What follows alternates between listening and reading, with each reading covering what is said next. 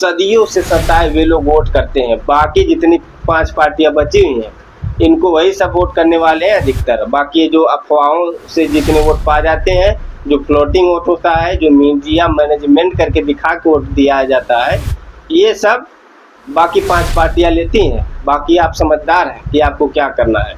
इसलिए ज़रूरत है कि आंख बंद करके भरोसा न करें, थोड़ा तर्क करा कीजिए। साथियों नमस्कार, मैं हूं अभिषेक सरकार, आप देख रहे हैं बीएसपी वाला यूट्यूब चैनल। बसपा के खिलाफ कोई भी झूठी अफवाह उड़ाना कितना आसान है, कोई भी उड़ा सकता है। पहले क्या अफवाह उड़ती थी, बहन जी भाजपा के समर्थन से राष्ट्रपति बनेंगी, तो कहीं की राज्यपाल बनेंगी।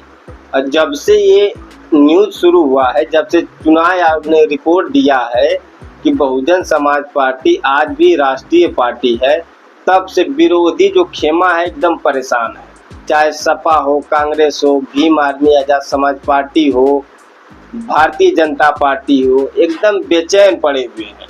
अब इसी में अफवाह उड़ाना शुरू हो चुका है। अफवाह क्या क्या जानते हैं आप लोग? वीडियो में पूरा बने रहिएगा और अफवाहों का खंडन किया जाएगा। अब कोई चुप रहने वाला नहीं है। जब तक मनमानी चली तब तक चली, तब तक हम लोग आवाज़ नहीं उठा पाते थे। लेकिन हर जो सोशल मीडिया पे हो या मीडिया पे आप लोग जो अफवाह उड़ाएंगे उसका खंडन किया जाएगा, बड़े तर्क के साथ किया जाएगा। ऐसे ही कोई हवा में बात नहीं की जाएगी। तो आपका जो ये चल रहा है अफवाह इस समय कि जब बसपा का एक भी सांसद नहीं है, सिर्फ एक विधायक है, तो बसपा कैसे राष्ट्रीय पार्टी बनी हुई है? अब इसमें ये जो मीडिया वाले हैं, क्या ये सोशल मीडिया के जो नए नए युवा हैं जिनको जानकारी नहीं है, कहिए इनको चुनाव आयोग की जो नियम प्रणाली है वो पता नहीं है, इसीलिए परेशान है। या कहिए जो इनको आईटी सेल के प्रमुख लोग भेज देते हैं वही इनको शेयर करना है, कुछ उसमें पढ़ना लिखना तो है नहीं। तो जानकारी रखिए भाई साहब, राष्ट्रीय पार्टी के लिए कम से कम लोकसभा के चुनाव में आपका पूरे स्टेट में कम से कम 3 राज्यों में 2% से ज़्यादा वोट होने चाहिए, समझ गए? नहीं तो आपके राष्ट्रीय पार्टी के जो आपको अपने सिंबल से कम 4 स्टेटों में अपना उपस्थिति दर्ज कराना होगा। तो अब यहाँ से समझ लीजिए, बसपा ने 2% से ज़्यादा वोट पाया और 2024 का लोकसभा चुनाव हुआ उसमें अब बसपा का जो अभी प्रदर्शन रहा है उत्तराखंड, पंजाब, क्या उत्तर प्रदेश में है ना, हरियाणा में, कई स्टेटों में अपने चुनाव चिन्ह पे प्रदर्शन करके दिखाया है। चाहे बिहार हो, पंजाब हो, राजस्थान हो, गुजरात हो, है ना। अब आप लोग क्यों बेचैन हैं? अब देखिए बेचैनी का कारण इनका हम बताते हैं। इन लोग की बेचैनी है कि हमारे इतने सांसद हो गए। 1 मिनट हम बता रहे हैं, देखिए इन लोगों की दिक्कत यहाँ से है कि हमारे इतने सांसद विधायक होने के बाद भी हम तो कहीं नहीं रहे। और यहाँ तक तो लोग कह रहे हैं कि बीएसपी खत्म हो गई, लेकिन ये तो राष्ट्रीय पार्टी बनी हुई है। अब इन लोगों के पेट में दर्द हो रहा है। दर्द यहाँ से है, समाजवादी पार्टी के 37 सांसद हैं, वो भी क्षेत्रीय पार्टी है। तृणमूल कांग्रेस है, उसके 29 सांसद हैं, वो भी क्षेत्रीय पार्टी है। डीएमके है, शिवसेना हो, राष्ट्रवादी कांग्रेस दल शरद पवार की हो, जो भी हैं, आरजेडी हो, कौन सब जो है, ये लोग क्षेत्रीय पार्टी हैं। इसलिए जब गठबंधन की बारी आती है तो इन लोगों से राहुल गांधी जी मिल लेते हैं। बहन जी से गठबंधन करना होता है तो पूरे देश लेवल पर गठबंधन करना होता है। ये लोग तो अखिलेश यादव जी यूपी में कर लेंगे, इनका काम चल जाएगा। लेकिन बहन जी का राजस्थान में है, गुजरात में है, दिल्ली में है, पंजाब में है, बिहार में है, तेलंगाना में है, छत्तीसगढ़, मध्य प्रदेश, हर जगह है। तो अभी इनको जब बहन जी के साथ गठबंधन करना होगा तो हर जगह सीट तो देनी पड़ेगी। लेकिन कांग्रेस वाले हैं चालाक, ये अपने जहाँ मजबूत रहते हैं वहाँ तो गठबंधन में लेंगे नहीं, इनको चाहिए बस यूपी में गठबंधन। और जानकारी ले लीजिए, अब इन लोग का जब से भाई साहब राष्ट्रीय पार्टी का जो दर्जा का ये जो न्यूज आई है तब से इन लोगों की स्थिति खराब। और खासकर जो आप लोग कहते हैं कि आज़ाद समाज पार्टी का आप विरोध करते हो, आज़ाद समाज पार्टी के लोग क्या क्या लिख रहे हैं पता है?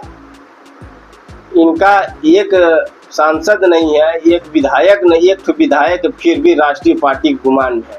भाई ये पार्टी आप ही लोगों की, आप ही लोगों ने वोट दे के इसको बनाया है। काहे इतना नफरत फैलाते हैं? ऐसे मैं सैकड़ों पोस्ट दिखा दूंगा, लेकिन आप लोग मुझ पे इल्जाम लगाते हैं भाई आप गलत करते हैं, आप रावण भाई का विरोध करते हैं। विरोध नहीं करता हूँ भाई, रावण भाई भी अपने, मैं बार बार कहता हूँ रावण भाई अपने, मैं तो 5 साल बीमार में रहा भी हूँ, आप नहीं रहे होंगे, या तो नए नए पदाधिकारी बने होंगे। मैंने उसमें समय दिया है, मैंने उसमें पैसा दिया है,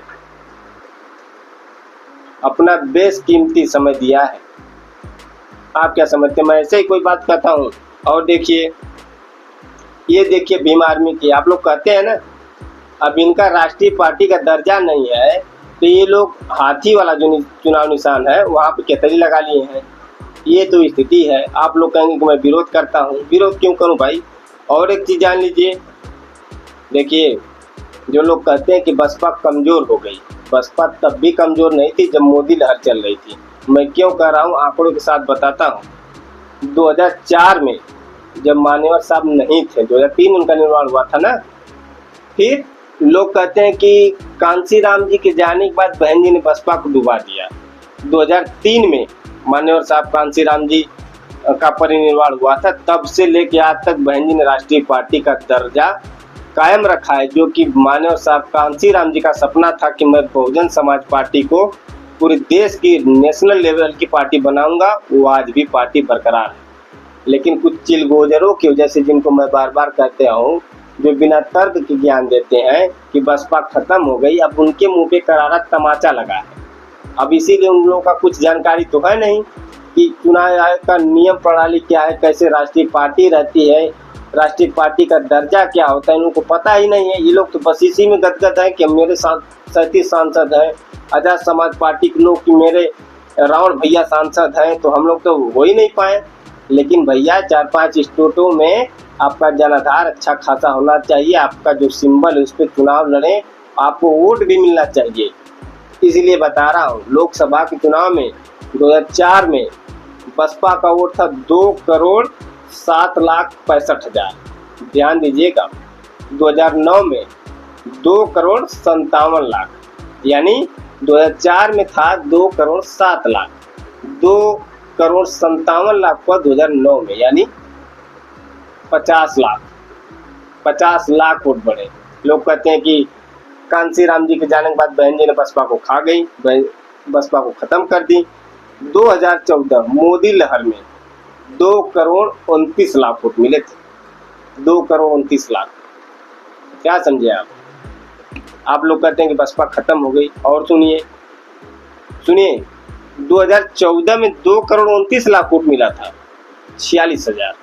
2019 में जब सपा बसपा का गठबंधन हुआ था तब 2,22,00,000 वोट मिला था, यानी सपा बसपा गठबंधन के बाद भी 7 लाख वोट घटे थे।